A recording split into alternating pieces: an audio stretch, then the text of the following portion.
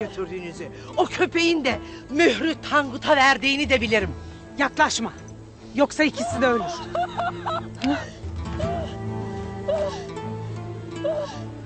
Yoksa ne kadar adi mahluklar olduğunuzu öğrenmelerinden mi korkarsın? Sen ne dediğini bilmezsin. Yaklaşma dedim. Yoksa torunun da gelinin de ölür. Gümüştekin tuzak kurduğunu sanır. Lakin asıl Gümüştekin evlatlarımın tuzağına düşecek. Ertuğrul ve Tuğtekin onu yakalamak için gittiler. Yalan söylüyorsun.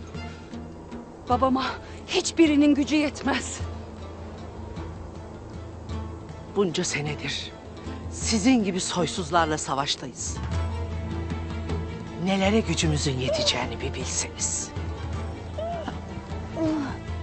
Gökçe. Kızım, bunların yalanlarına sen de kanar mısın? De bana. Siz ne uğursuz insanlarmışsınız. İkinize de lanet olsun. Bize gücünüz yetmeyecek Hayme. Bugün otağında kim varsa hepsi ölecek.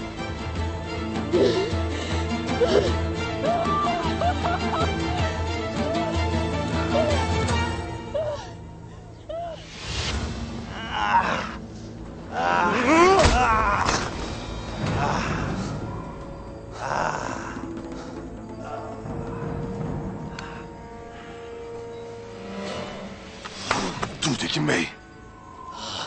Tuğtekin Bey. Onun kanı sana ananın ak sütü gibi helaldir. Lakin sakın ola öfkene yenilmeyesin.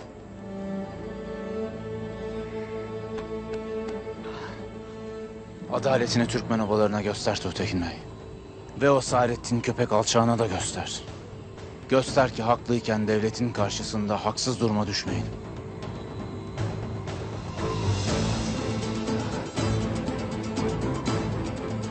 Onun ölümü bu kadar kolay olmayacak.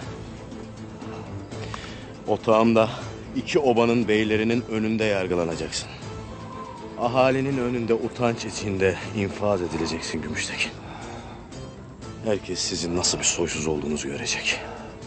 Kardeşinin de kızının da.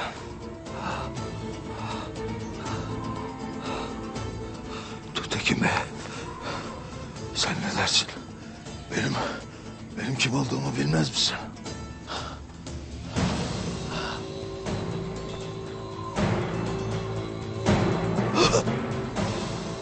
Anamın da babamın da katil olduğunu bilirim Gümüştekin.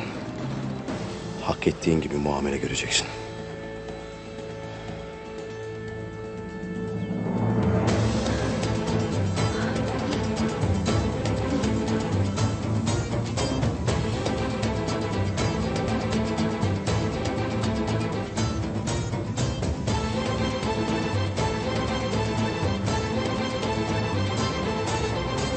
Aytolum! Yapma. Gelinlerimi bırak. Beni al. Ben yanınızda oldukça kimse size ilişemez. Kurtulmak istiyorsan beni rehin al. Sonra istediğini yaparsın. Ana! Kızım.